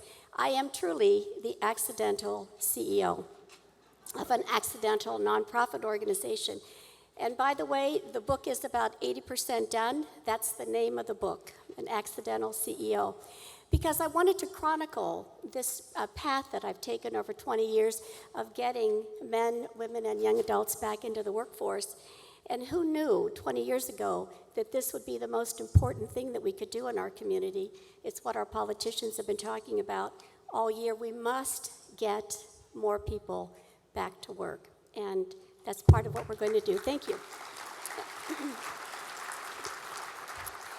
So along the way, I've been able to use all of the entrepreneurial DNA that I inherited from my father. We also have 3 resale stores and a thrift shop and a career center that has earned income.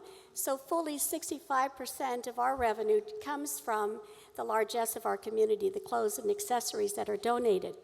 But that alone does not an organization make. So while I appreciate the donations of clothing, when you think of me, think also about the fact that a nonprofit organization does need revenue, and certainly it's what we're going to look for in what we're now calling the second 20. So my vision for the second 20 is that we are alive and thriving with a solid financial base at Working Wardrobes. While I may not be around for all of the second 20, I want to make sure that our staff is in place and our center is in place and that we're doing much more of the work that we've set out to do. Now, there have been thousands of volunteers that have come to Working Wardrobes over the years, and I think that's really why we do the work that we do, because volunteers need that hands-on, life-changing, inspirational opportunity, and we're very fortunate to be able to give that to a lot of people. I have many of our board members and our volunteers and our staff here today. I sit with fabulous people on a daily basis. So what I want to say to you is, thank you for the first 20. I also want to thank you for what I know is going to be a phenomenal second 20 at Working Wardrobes. Think of us as a place to invest money, and okay, donate your clothes too, but please make sure that our second 20 is a very strong one. Thank you so much for this honor. I appreciate it.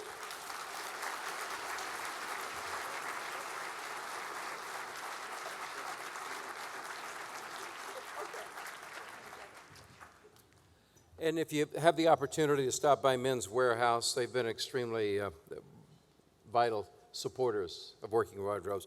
You know, one thing, and I glanced over to Ann Police, a co-anchor on Real Orange that I'm lucky enough to do, and fortunate enough to sit next to her. She allows me to do that on occasion. And it is amazing that we've had the opportunity to have many of you on. And if you've not had the opportunity, it's realo@koce.org. And we'll get around to you. So I got to get that plug in for that and give you an opportunity for more exposure. The Lifetime Achievement Award. Wow. You think about it, the Award for Lifetime Achievement recognizes the total philanthropic efforts of an individual, family, or family foundation over a period of 10 or more years. Recipients of the award must have demonstrated a long-term commitment to philanthropy and the spirit of giving back to the community. Marion's impact in Orange County has been astonishing. She's involved with many organizations. The thing about Marion is she truly cares about especially young people, the next generation.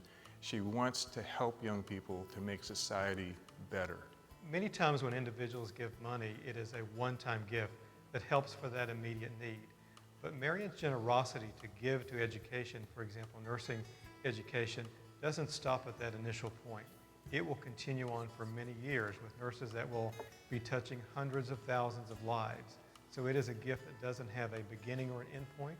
It goes on in perpetuity, and that is something that you rarely get to see in action. You know, one of the great pleasures is seeing the students interact with Marion. Marion comes to a lunch each year, and she goes around the table and she talks to each student. She wants to know how they're doing, what they're going to do next. So they come to realize, you know, what the name Marion Knott stands for in Marion Knott Studios. When I first heard she received the award, my first reaction was, you mean she never won this before?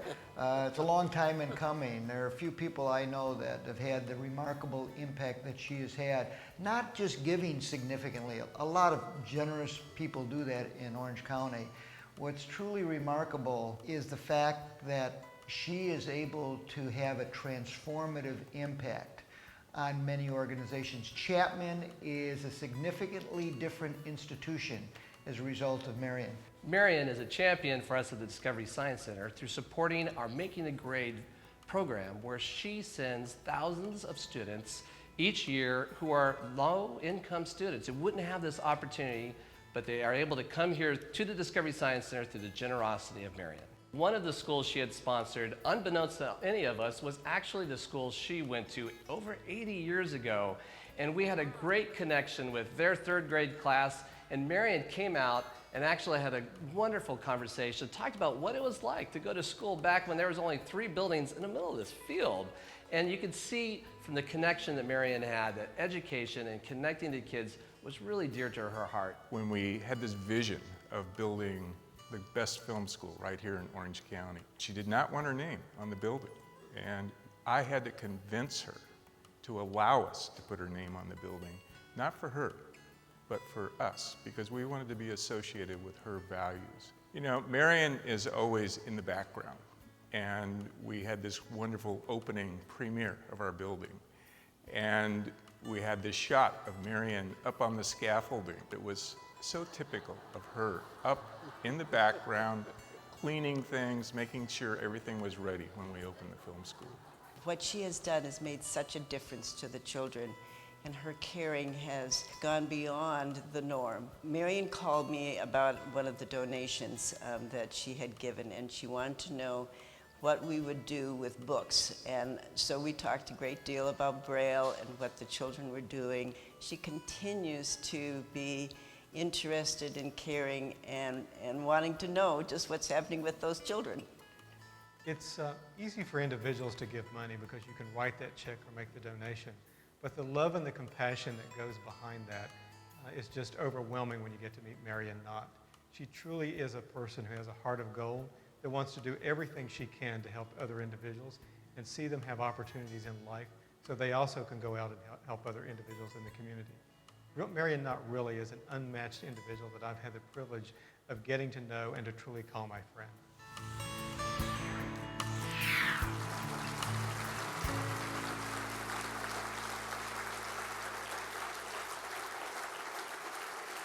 As a lucky cowboy who's had the pleasure of knowing her for many, many years, and somebody that I absolutely love and adore, as I'm sure you do as well, the Lifetime Achievement Award, Marion Knott.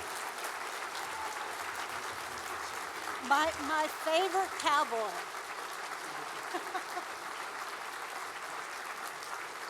Come here, dear, real quick on this.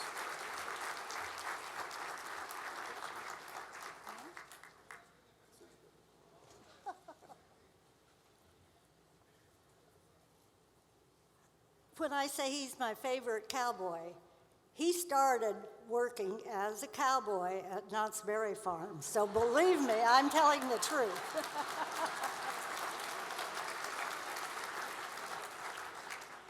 Anyway, I have seen all of the miracles that all of you have done. It's just amazing what you have accomplished here in Orange County. And I think you've seen enough of me, and so thank you for all you've done, and I appreciate it. Thank you.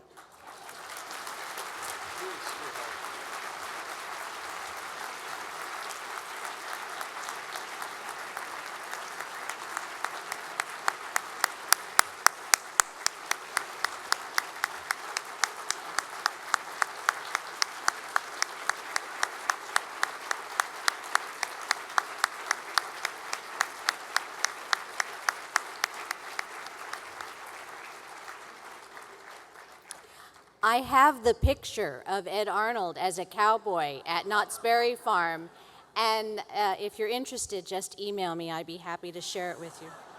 Thank you, Marion. You are an unbelievably exquisite gift to all of us. Well, now I would like to welcome back to the stage our wonderful co-chairs, Kathy and Kathy. Thank you. Thank you, Maria. Just quick, brief remarks before we close today. First of all, Maria, thank you for serving once again in such a graceful and tactful way, and we really appreciate all you do for National Philanthropy Day every year. And we actually heard, someone told us that you're jetting off, I think, this afternoon for a much-deserved vacation in Hawaii. So to send you off in an appropriate manner, we want to give you an A. Thank you, Maria. Thank you, Maria.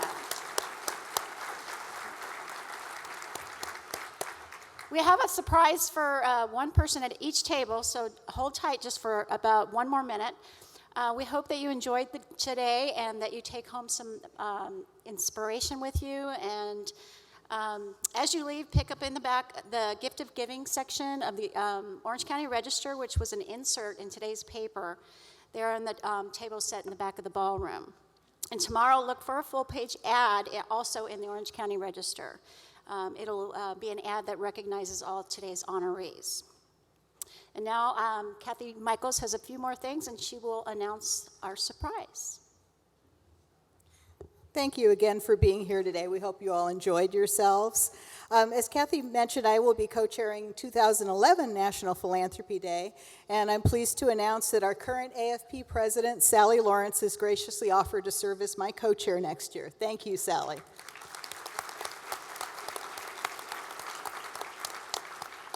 A couple of housekeeping things. There's no need for parking validation. You can go right on at the gate when you're ready to go.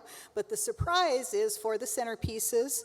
Those of you who are at the table who have a star on the back of your program book, the centerpiece goes home with you.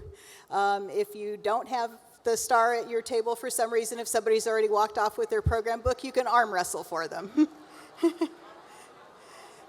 We hope to see you back here again next year in November for the 26th Annual National Philanthropy Day in Orange County. Thank you for coming.